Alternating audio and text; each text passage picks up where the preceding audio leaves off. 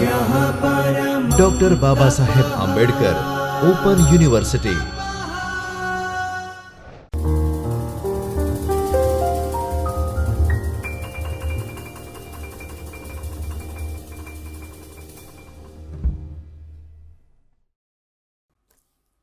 નમસ્કાર વિદ્યાર્થી મિત્રો, આજે આપણે એસસી એસએચ, એસસી એસવી અને એસસી એસએમ 04 પ્રૌદ્યોગિકી અને દિવ્યાંગતાના યુનિટ 1 વિશે શીખીશું.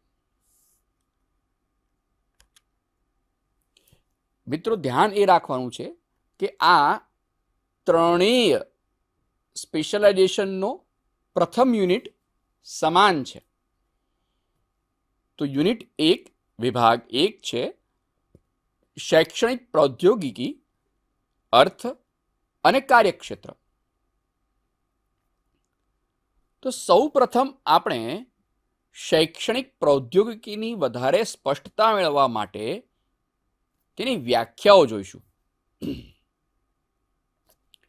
શાળાઓની એક પ્રણાલી તરીકેની રૂપરેખા તૈયાર કરવા માટે, તે પ્રણાલીને ચકાસવા માટે તથા એક શૈક્ષણિક પ્રણાલી તરીકે તેનું સંચાલન કરવા માટે સુવ્યવસ્થિત તકનીકના ગણનો વ્યવહારિક જ્ઞાનના ઉપયોગ દ્વારા વિકાસ કરવો એટલે શૈક્ષણિક પ્રૌદ્યોગિકી, એવું રોબર્ટ ગેનેનું કહેવું છે.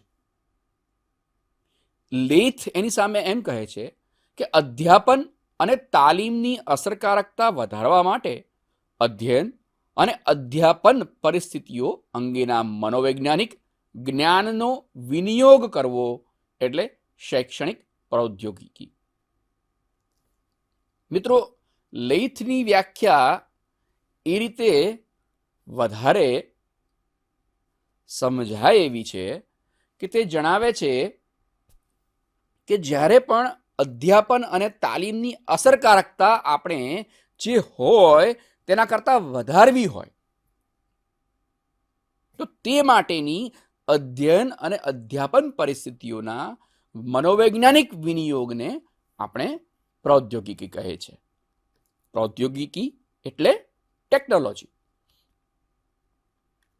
શૈક્ષણિક પ્રૌદ્યોગિકી એ શૈક્ષણિક સિદ્ધાંત અને વ્યવહારની એવી શાખા છે જે મુખ્ય રીતે માહિતીના ઉપયોગ અને આયોજન સાથે સંબંધ ધરાવે છે.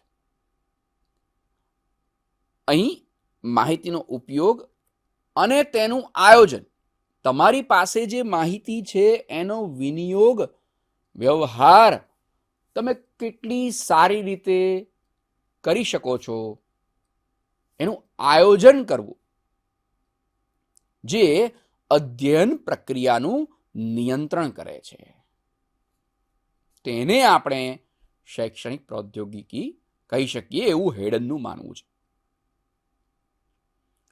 રોબર્ટ કોક્સ એમ કહે છે કે માનવીના અધ્યયન પરિસ્થિતિઓમાં વૈજ્ઞાનિક પ્રક્રિયાનો વિનિયોગ એટલે શૈક્ષણિક પ્રૌદ્યોગિકી. શૈક્ષણિક પ્રૌદ્યોગિકી એક એવી પદ્ધતિઓ, પ્રવિધિઓ અને પ્રણાલીઓનું શાસ્ત્ર છે જેના થકી શિક્ષણના ધ્યેયો સિદ્ધ કરી શકાય છે. કુલકર્ણી સાહેબની વ્યાખ્યા માંથી આપણને એક ખ્યાલ આવશે કે આપણો મુખ્ય ઉદ્દેશ છે શિક્ષણનું ધ્યેય પ્રાપ્ત કરવું, નહીં કે ટેકનોલોજીનો ઉપયોગ કરવો. આપણે ટેકનોલોજી થકી, ટેકનોલોજી દ્વારા, પ્રવિધિ દ્વારા શિક્ષણની પદ્ધતિઓ, પ્રવિધિઓ અને પ્રણાલીઓના ધ્યેયોને સિદ્ધ કરવા માટે કામ કરતા હોઈએ છીએ. એટલે આપણો ઉદ્દેશ શિક્ષણના ધ્યેયો પ્રાપ્ત કરવા છે. શૈક્ષણિક ટેકનોલોજી એવા વિકસિત સાધનો, પ્રક્રિયાઓ અને વિચારોના પ્રકાર સાથે સંબંધિત છે કે જે શિક્ષણની બહારના ક્ષેત્રના છે અને જે રૈખિક અભિક્રમ વિશ્લેષણ પ્રણાલીઓ, દૂરદર્શન, કમ્પ્યુટર અને અન્ય વિદ્યુતની પ્રક્રિયાથી પ્રયુક્તિઓની અને પદ્ધતિઓથી સંજ્ઞાન્વિત છે. ડૉક્ટર ગુણવંત શાહ આમ તો બહુ જાણીતા કોલમિસ્ટ છે, પત્રકાર છે, પરંતુ તેમનું શિક્ષણમાં યોગદાન જરા પણ ઓછું નથી, કારણ કે તે પહેલા પ્રાધ્યાપક છે. તેમણે તે સમયે ટીવીના માધ્યમને પીછાણ્યું અને તેમણે કહ્યું, કારણ કે તે વખતે દૂરદર્શન એક આવતું હતું, એટલે એમણે દૂરદર્શન, કમ્પ્યુટર આ શબ્દનો પ્રયોગ કર્યો છે. અત્યારે તો શિક્ષણને લગતી ઘણી બધી ચેનલોથી આપણે પરિચિત છે. આપણો આ લેક્ચર પણ કોઈને કોઈ માધ્યમ દ્વારા તમારા સુધી પહોંચી રહ્યું છે, પછી એ ઇન્ટરનેટનું હોય કે ટીવીનું હોય. મિત્સેલ કહે છે કે એક વિશિષ્ટ અને સંભવતઃ પુનરુત્પાદક થઈ શકે એવા શૈક્ષણિક નિષ્પત્તિને સફળતાપૂર્વક સિદ્ધ કરવા માટે માણસના ભૌતિક, સામાજિક અથવા મનોવૈજ્ઞાનિક પર્યાવરણ અને વિચારો તથા પ્રવૃત્તિઓના વ્યવસ્થિત આયોજન તરીકે પણ શૈક્ષણિક ટેકનોલોજીનો સ્વીકાર કરી શકાય. અહીં પણ આયોજન કરવા માટે શૈક્ષણિક ટેકનોલોજીનો ઉપયોગ થઈ રહ્યો છે. ખૂબ જ પ્રચલિત એમાં રોબર્ટ ગર્ગ એમ કહે છે કે માનવની શીખવાની પરિસ્થિતિઓમાં વૈજ્ઞાનિક પ્રક્રિયા પ્રયોગને શૈક્ષણિક અધ્યાપન પ્રૌદ્યોગિકી કહે છે. શૈક્ષણિક ટેકનોલોજી એ તો વિશાળ શબ્દ છે. તેમાં ફક્ત શિક્ષણ યંત્રો અથવા એવી શૈક્ષણિક પ્રવૃત્તિઓનો જ માત્ર સમાવેશ થતો નથી, પરંતુ તે ઉપરાંત વૈજ્ઞાનિક સિદ્ધાંતો અને વિવિધ વિદ્યાશાળાઓમાંથી પ્રાપ્ત અભિગમ શિક્ષણમાં ઉપયોગ પણ દર્શાવે છે. એટલે કે આપણે શિક્ષણના યંત્રો, પ્રયુક્તિઓનો જ માત્ર સમાવેશ થતો નથી, પરંતુ શિક્ષણમાં વપરાતા વૈજ્ઞાનિક સિદ્ધાંતો અને તેને પ્રાપ્ત કરવાના અભિગમોનો પણ તેમાં ઉપયોગ દર્શાવવામાં આવે છે. ચાર્લ્સ કહે છે કે માત્ર માણસો અને યંત્રો કઈ ટેકનોલોજી નથી. ટેકનોલોજીના માણસો, મંત્રો, યંત્રો, વિચારો, પ્રવિધિઓ, પદ્ધતિઓ અને વ્યવસ્થાપકનું સમગ્ર સંગ્રથી સંગઠન છે. આ એકબીજા સાથે ઓતપ્રોત થયેલી વસ્તુઓ છે, એકબીજા સાથે જોડાયેલી વસ્તુઓ છે. આ એક સમૂહ છે જેને આપણે ટેકનોલોજી તરીકે ઓળખીએ છીએ. યુનેસ્કોએ પોતે પણ શૈક્ષણિક ટેકનોલોજીની વ્યાખ્યા આપી છે. એમાં શું કહે છે? તો યુનેસ્કો કહે છે કે શૈક્ષણિક ટેકનોલોજી એ પાઠ્યક્રમ અને અધ્યયન સામગ્રી અંગે નક્કી કરેલા હેતુઓને પાર પાડવા માટે. શેને પાર પાડવાનું છે? તો કે પાઠ્યક્રમ અને અધ્યયન સામગ્રી અંગેના નક્કી કરેલા હેતુઓને પાર પાડવા માટે યોગ્ય માથાનો ઉપયોગ અને પ્રયુક્તિની પસંદગી, અધ્યયનકર્તાએ પ્રાપ્ત કરવાના હેતુઓની સ્પષ્ટતા અને અધ્યયનની પરિસ્થિતિની વિશ્લેષણની પ્રણાલી છે. આ એક સમગ્ર પ્રણાલી છે. આપણે અગાઉ પણ જેમ ચર્ચા કરી એમ આ એક વસ્તુ નથી, કોઈ એક સાધન નથી, પરંતુ આ સમગ્રતામાં પ્રવિધિઓ, વિચારો, અધ્યયન કરતા, તેના હેતુઓની સ્પષ્ટતા, પરિસ્થિતિ વગેરેનું વિશ્લેષણ કરતી પ્રણાલી છે. હવે આપણે શૈક્ષણિક પ્રૌદ્યોગિકીનો અર્થ જાણીએ. ટેકનોલોજીનો સાદો શબ્દાર્થ પ્રૌદ્યોગિકી એવો થાય છે. એનો બીજો પર્યાય પ્રવિધિ પણ આપણે કરી શકીએ છીએ. પ્રવિધિનો અર્થ શિલ્પ અથવા કલા વિજ્ઞાન એવો થાય છે. આ શબ્દ મૂળ ગ્રીકમાંથી આવેલો છે, ટેકનોલોજી, જેને ટેકને ગ્રીકમાં ટેકને એવો શબ્દ છે. તે પરથી તકનીકો જ અને તેમાંથી ટેકનોલોજી શબ્દનો ઉદ્ભવ થયો. ટેકને અને લોજી આ બંને જ્યારે ભેગા થાય છે ત્યારે ટેકનોલોજી શબ્દ બને છે. શૈક્ષણિક ટેકનોલોજી એ અન્ય ક્ષેત્રોના ઘટકોનો શિક્ષણમાં વિનિયોગ થવાથી ઉદ્ભવેલું ક્ષેત્ર છે. જ્યારે આપણે શિક્ષણમાં પણ ટેકનોલોજીનો ઉપયોગ શરૂ કરીએ છીએ ત્યારે આપણે શૈક્ષણિક ટેકનોલોજી કહીએ છીએ. અને શૈક્ષણિક ટેકનોલોજીનો ઉપયોગ આપણે અત્યારે ખૂબ કરી રહ્યા છીએ. તમારા ઘરમાં રહેલું નાનું બાળક જે આજે ઓનલાઈન ક્લાસ અટેન્ડ કરી રહ્યું છે તે પણ શૈક્ષણિક ટેકનોલોજીનો ઉપયોગ એટલું જ સરળતાથી કરી રહ્યું છે કે જેટલી સરળતાથી તમે અત્યારે આ લેક્ચર સાંભળતી વખતે શૈક્ષણિક ટેકનોલોજીનો ઉપયોગ કરી રહ્યા છો. આમ જ્યારે શિક્ષણમાં આપણે ટેકનોલોજીનો વિનિયોગ કરવાનું શરૂ કરીએ છીએ ત્યારે એને શૈક્ષણિક ટેકનોલોજી કહેવામાં આવે છે. તેમાં જ્ઞાનાત્મક મનોવિજ્ઞાન, પ્રત્યક્ષીકરણનું મનોવિજ્ઞાન, માપન, મૂલ્યાંકન, સંદેશા વ્યવહાર વિજ્ઞાન, સંચાલન માધ્યમો તથા તંત્ર ઇજનેરીના તત્વો સમાયેલા હોય છે. આ બધા જ તત્વો માત્ર કોઈ એક સાધન નહીં, ટેકનોલોજી કોઈ એક સાધન નથી, પણ આ બધી જ વસ્તુઓનો એક સાથે થતો સંયોગ છે. અને ત્યારે એક યોગ્ય ટેકનોલોજીનો જન્મ થાય છે. હવે આપણે તેના કાર્યક્ષેત્ર વિશે ચર્ચા કરીએ. તો જ્યારે વિદ્યાર્થી અને શિક્ષક એટલે કે અધ્યેતા અને અધ્યાપકની વચ્ચે આદાન પ્રદાન થતું હોય વિચારોનું, શિક્ષણનું, આ પ્રક્રિયા કેવી છે? તો આપણે કહીએ કે ખૂબ જટિલ પ્રક્રિયા છે. તો એને આપણે શું કરવી પડે? જટિલ પ્રક્રિયાને સરળ બનાવવા માટે, વધારે અસરકારક બનાવવા માટે શૈક્ષણિક ટેકનોલોજીનો ઉપયોગ કરવો પડે, વિવિધ સાધનોનો ઉપયોગ કરવો પડે. તો એ દ્રષ્ટિએ જોઈએ તો એના 3 મુખ્ય શાખાઓ આપણે જોઈ શકીએ છીએ. પ્રથમ છે દ્રશ્ય શ્રાવ્ય સાધનો. તો આ શાખામાં જે પ્રમાણે નામ છે તે રીતે જ દ્રશ્ય અને શ્રાવ્ય જે જોઈ શકાય છે અને સાંભળી શકાય છે તેવા સાધનો તથા શૈક્ષણિક સામગ્રી વિભાગો ઉપર ભાર મૂકવામાં આવે છે. આ શાખામાં શૈક્ષણિક વ્યવસ્થાનો વિનિયોગ, સૂચન તથા શૈક્ષણિક સામગ્રીની પુનઃપ્રાપ્તિ વગેરે પણ વિચાર કરવામાં આવે છે.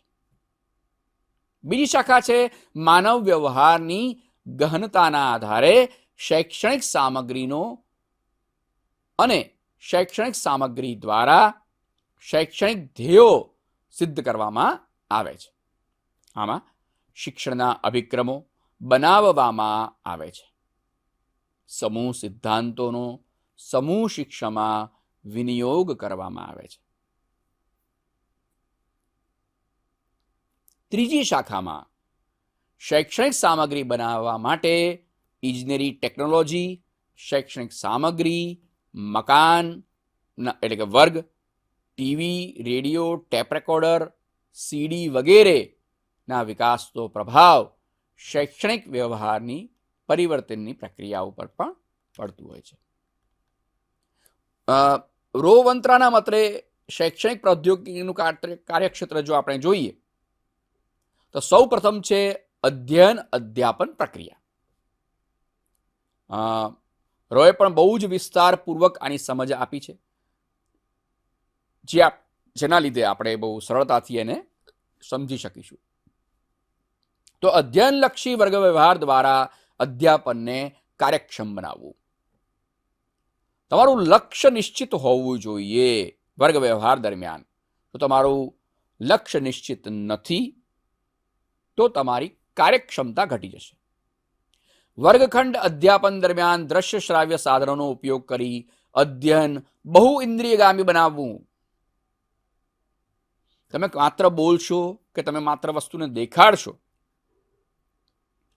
તો તમે કદાચ 1 અથવા વધુમાં વધુ 2 ઇન્દ્રિયોને સંતોષી શકશો, એના દ્વારા શિક્ષણ આપી શકશો. પણ જ્યારે તમે 2 કે તેથી વધુ ઇન્દ્રિયોનો ઉપયોગ કરીને શિક્ષણ આપો છો ત્યારે તે શિક્ષણ ચિરસ્થાયી બનતું હોય છે. અધ્યાપન પ્રક્રિયાની ઝડપ અધ્યેતાઓની સામાન્ય ઝડપને આધારે નક્કી કરવી. તો વર્ગખંડમાં જ્યારે આપણે જોઈએ છીએ તો દરેક પ્રકારના વિદ્યાર્થીઓ હોય છે. એમાં ખૂબ કુશાગ્ર બુદ્ધિના પણ હશે, તો કેટલાક વિદ્યાર્થીઓ એવા હશે જેને સમજવામાં થોડી વાર લાગતી હશે, કે થોડું ધીમે સમજતા હશે. તો તેવા સમયે આપણે કોઈ એક તરફ ઝુકાવ રાખવાને બદલે વર્ગખંડની સામાન્ય ઝડપને ધ્યાનમાં રાખવી જોઈએ, કારણ કે મોટાભાગના વિદ્યાર્થીઓની ઝડપ સામાન્ય હશે અને એના આધારે આપણે આપણી ઝડપ નક્કી કરવી જોઈએ.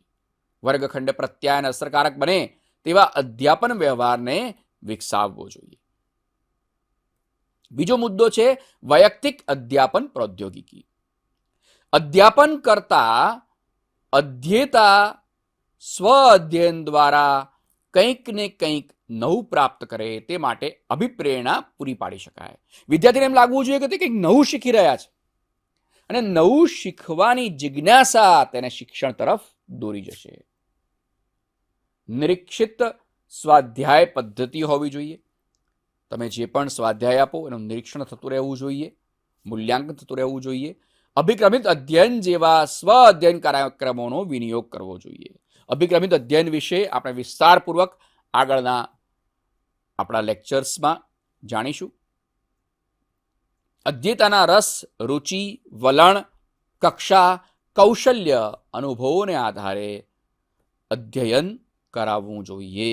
આપણે ધ્યાન રાખવું જોઈએ કે જે વર્ગમાં આપણે છીએ ત્યાંના વિદ્યાર્થીઓની કક્ષા કેવી છે, તે કયા પ્રકારના કૌશલ્યો ધરાવે છે, એના અનુભવ કયા છે, એમની ઉંમર કેટલી છે અને એ આધારે એમની રસ અને રુચિ કેટલી છે, અને પછી જ આપણે આપણું અધ્યયન કરાવવાનું કાર્ય આગળ વધારવું જોઈએ, અધ્યાપન કાર્ય આગળ વધારવું જોઈએ.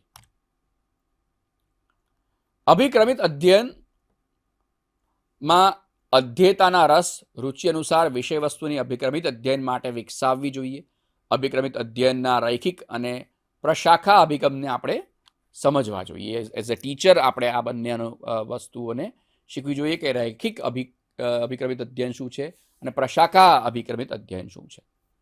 મેં કહ્યું તેમ તેની વિશે આપણે વિસ્તારપૂર્વક આગળ શીખીશું. ચોથું છે શિક્ષણ પ્રતિમાન.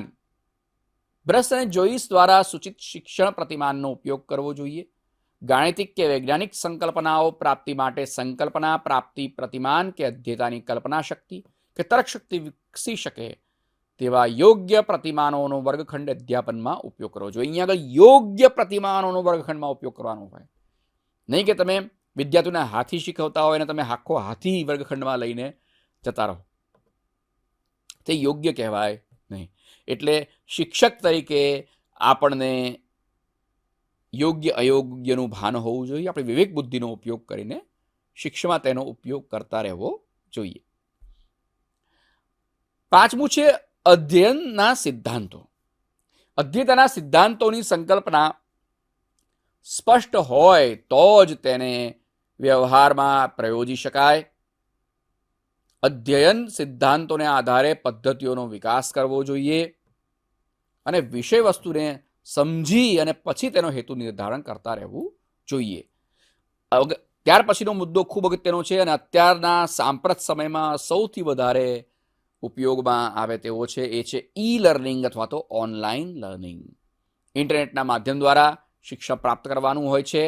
Computer assisted learning, instruction CAL, CMI, computer managed learning અને કમ્પ્યુટર મેનેજ ઇન્સ્ટ્રક્શન્સનો ઉપયોગ કરવાનો છે અને એના દ્વારા શિક્ષણને પ્રાપ્ત કરવાનું છે.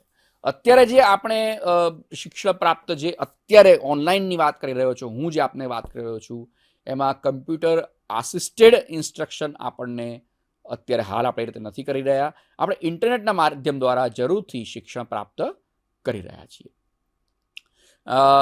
શૈક્ષણિક પ્રૌદ્યોગિકીમાં ભાષા પ્રયોગશાળા, જેને આપણે લેંગ્વેજ લેબ તરીકે ઓળખીએ છીએ, કમ્પ્યુટર લેબ, લેબોરેટરી મલ્ટીમીડિયાના સોફ્ટવેર્સ વિકસાવવા. અત્યારે સરકારી શાળાઓમાં પણ ઈ લર્નિંગ થઈ રહ્યું છે. એવા માધ્યમો દ્વારા બાળકને શીખવવામાં આવી રહ્યું છે કે જેમાં ટેકનોલોજીનો ભરપૂર ઉપયોગ થતો હોય. વ્હાઇટ બોર્ડથી આગળ વધીને સ્માર્ટ બોર્ડ સુધી આપણે પહોંચી ગયા છીએ. સ્માર્ટ બોર્ડના માધ્યમના દ્વારા આપણે વિદ્યાર્થીઓને સામાન્ય શાળાઓમાં, ગામડાઓમાં પણ શીખવી રહ્યા છીએ. અને ત્યાં આપણે આ પ્રકારના મલ્ટીમીડિયાના સોફ્ટવેર્સનો ખૂબ ઉપયોગ કરીએ છીએ અને બાળકોને આનંદની સાથે, જ્ઞાનની સાથે, ગમ્મત સાથે આપણે એમને જ્ઞાન પીરસી રહ્યા છીએ. 8મું છે શૈક્ષણિક સાધનોનો વર્ગખંડ શિક્ષણમાં વિનિયોગ. નોન પ્રોજેક્શન સાધનોનો ઉપયોગ, પ્રોજેક્શન સાધનોનો ઉપયોગ અને એટલે એમાં હાર્ડવેર, સોફ્ટવેર સંબંધિત આપણે વાત કરી રહ્યા છીએ. વર્ગખંડ અધ્યાપનમાં દરેક સાધનોનો ઉપયોગ કરી શકાય તે પ્રવિધિઓ અને પ્રવૃત્તિઓનો ઉપયોગ કરતા રહેવું જોઈએ. ત્યાર પછી છે માહિતી પ્રૌદ્યોગિકી, પ્રત્યાયન પ્રૌદ્યોગિકી અને તેની શિક્ષણ પર અસર. તો માહિતી પ્રૌદ્યોગિકી એટલે માહિતીના પ્રસાર માટે ઉપયોગમાં લેવાની પ્રૌદ્યોગિકી, જેમાં માહિતી મેળવવી, માહિતી એકઠી કરવી અને તેનો વિનિયોગ કરવાનો સમાવેશ થાય છે. માહિતીનો પ્રસાર માટે ઉપયોગમાં લેવામાં આવતા પ્રૌદ્યોગિકીના આયામોની આપણે જો ચર્ચા કરીએ તો કેમેરા દ્વારા ફોટોગ્રાફી, દૂરસંચાર ક્ષેત્ર એટલે કે ટેલિફોન, મોબાઈલ, ઇન્ટરનેટ વગેરેનો ઉપયોગ કરવો. ધ્વનિ મુદ્રણ અને દ્રશ્ય મુદ્રણની સાથે રેડિયો, દૂરદર્શન એટલે કે ટીવી, ઇન્ટરનેટ દ્વારા શૈક્ષણિક સંસ્થાઓમાં વર્ચ્યુઅલ ક્લાસરૂમ દ્વારા ઓનલાઈન કાર્યક્રમો આપવાની વ્યવસ્થા યુનિવર્સિટી દ્વારા, સેન્ટરો દ્વારા કરવામાં આવતી હોય છે. જે રીતે આપણી doctor Baba Saheb Ambedkar open university તમારા સૌ માટે ઓનલાઈન લેક્ચર્સની સુવિધા આપી રહી છે. અમારા દરેક વિષયના કન્ટેન્ટ્સ જે છે એ ઓનલાઈન ઉપલબ્ધ છે. તો યુનિવર્સિટીઓ આ રીતે ઓનલાઈન માધ્યમથી, ઓનલાઈન પ્લેટફોર્મ્સથી શિક્ષણ પૂરું પાડી શકે છે. પોતાના થકી પોતાના સેન્ટરોને, સેન્ટરો થકી વિદ્યાર્થીઓ સુધી પહોંચવાની પ્રણાલી આખી વિકસાવવામાં આવે છે. માહિતી પ્રૌદ્યોગિકીને ખૂબ સારા શબ્દોમાં વર્ણવીએ તો દૂરસંચાર પ્રૌદ્યોગિકીના કમ્પ્યુટર પ્રૌદ્યોગિકીકરણ સાથેના સમન્વયથી માહિતીને એક સ્થળેથી અન્ય સ્થળે કે એક વ્યક્તિથી બીજી વ્યક્તિ વચ્ચે હસ્તાંતરિત કરવા માટે પ્રયોજાયેલી પ્રયુક્તિ કે જેમાં વ્યક્તિના જ્ઞાન, સમજ, કૌશલ્યો અને અભિગમોનું દૂરસંચાર કે ઇલેક્ટ્રોનિક્સના સાધનો દ્વારા થતા આદાન પ્રદાન સાથે સમાવેશ થાય છે. માહિતીને પ્રત્યાયન પ્રક્રિયામાં જોવામાં મળતી અધિકરણ પ્રક્રિયા કહેવામાં આવે છે. ફરી પાછા દ્રશ્ય શ્રાવ્ય સાધનો તરફ આપણે જો પાછા ફરીએ તો રોજિંદા વર્ગ શિક્ષણમાં હવે દ્રશ્ય શ્રાવ્ય સાધનોનો ઉપયોગ થઈ રહ્યો છે. આપણે મોબાઈલ્સનો ઉપયોગ કરીએ છીએ, પ્રોજેક્ટરનો ઉપયોગ કરીએ છીએ, ટીવીનો ઉપયોગ કરીએ છીએ. તો એના કારણે આપણા શિક્ષણમાં શું બદલાવ આવી રહ્યો છે? તો શાબ્દિક કથનમાં ઘટાડો થઈ રહ્યો છે. જ્યારે દ્રશ્ય શ્રાવ્ય સાધનો આપણા વાતાવરણમાં આવે છે અને બાળકો એને પ્રત્યક્ષ કે પરોક્ષ રીતે બંને રીતે અનુભવો એમાંથી પૂરા પડતા હોય છે અને એના કારણે એમના ખ્યાલો બંધાવવાનું શરૂ થઈ જાય છે, જે બહુ સરળતાથી આ પ્રક્રિયા થતી હોય છે. કારણ કે એ લોકો જોઈને, સાંભળીને બંને વસ્તુઓનો ઉપયોગ થતો હોય છે અને બાળકો ખૂબ સરળતાથી પોતાના કોન્સેપ્ટ્સને ક્લિયર કરી શકે છે અને પોતાના ખ્યાલો એના કારણે દ્રઢ બને છે અને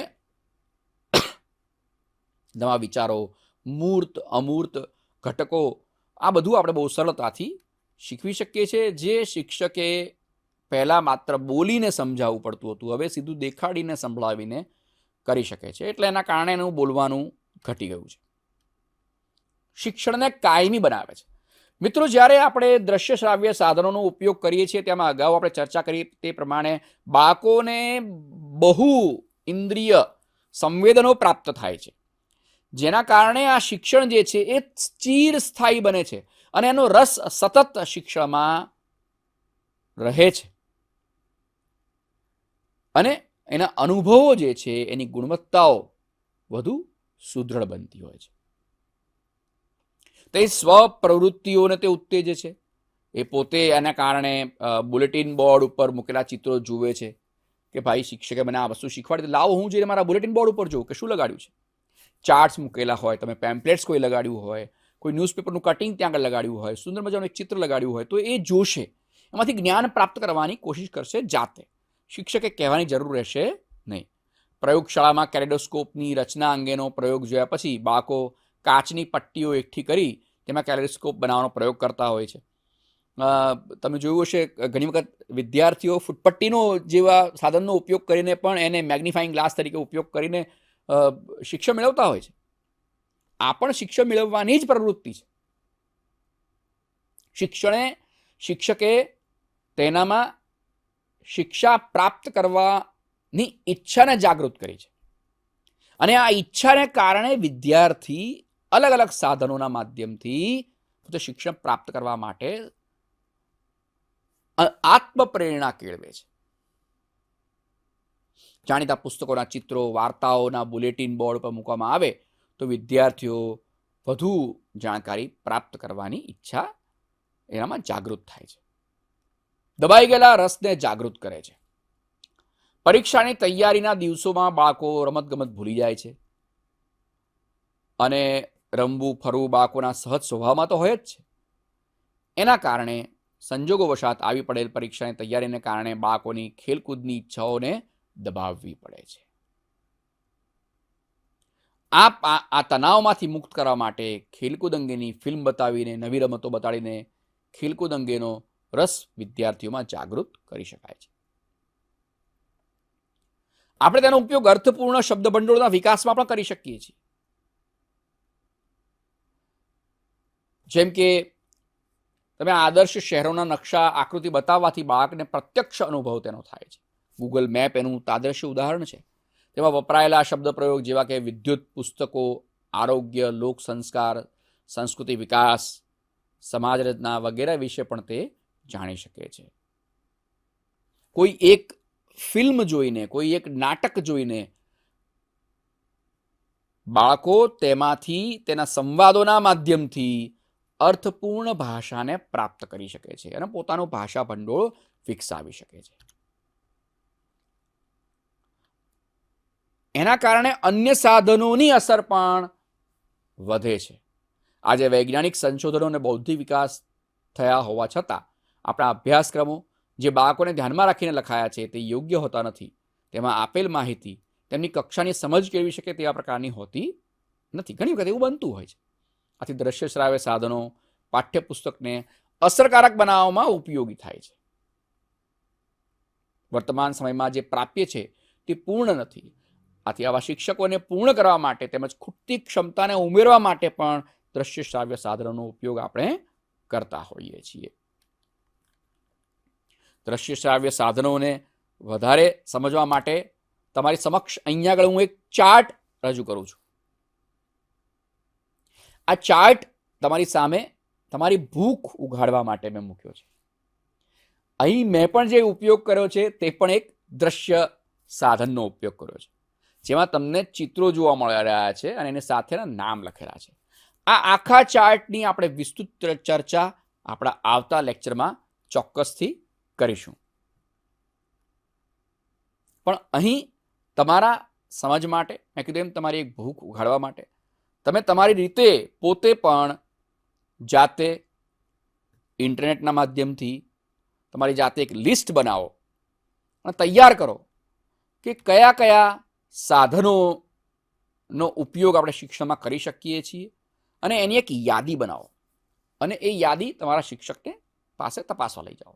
અહીં પણ તમારા માટે કેટલાક પ્રશ્નો મૂકવામાં આવ્યા છે, જેમાં તમે શૈક્ષણિક પ્રૌદ્યોગિકી શું છે એની વ્યાખ્યાઓ દ્વારા સમજ આપી શકો છો, એનો અર્થ શું છે, એનું કાર્યક્ષેત્ર ક્યાં સુધી વિસ્તરેલું છે એની સમજ આપી શકો છો.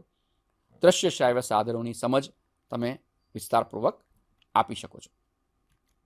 તમારા આગળના રેફરન્સ માટે કેટલીક લિંક્સ તમને અહીં આપેલી છે, જે તમે તમારી જાતે વેબસાઇટ ઉપર જઈ આ સંદર્ભનો ઉપયોગ કરીને પણ જાણી શકો છો.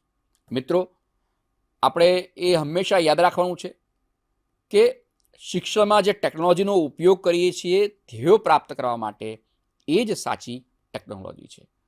કોઈ એક વસ્તુને સમજવા માટે જો તમારી પાસે નાનું એવું સાધન હોય જેમાં કોઈ જ ખર્ચ નથી અને તેમાં બનાવ્યું છે, પણ જેના થકી વિદ્યાર્થીઓને સારામાં સારું શિક્ષણ પ્રાપ્ત થઈ રહ્યું છે, તો તેવા સમયે વધારે ખર્ચ કરીને મોંઘું સાધન લાવીએ તો વધારે સારું શિક્ષણ મળશે એવું જરૂરી હોતું નથી. સાધન અગત્યનું નથી, પરંતુ સાધ્ય હંમેશા અગત્યનું છે. એટલે શિક્ષણના ઉદ્દેશો આપણા માટે સર્વથા સર્વોપરી રહે છે તેવું આપણે યાદ રાખવાનું છે. આગળની કડીમાં જ્યારે આપણે સૌ પાછા ભેગા થઈશું ત્યારે મેં કહ્યું તેમ તમને પેલો ચાર્ટ જે છે એ હું વિસ્તારથી સમજાવીશ અને પછી આપણે આગળ વધીશું. તો ત્યાં સુધી વિદ્યાર્થી મિત્રો મને રજા આપશો. ધન્યવાદ. स्वाध्यायः परमः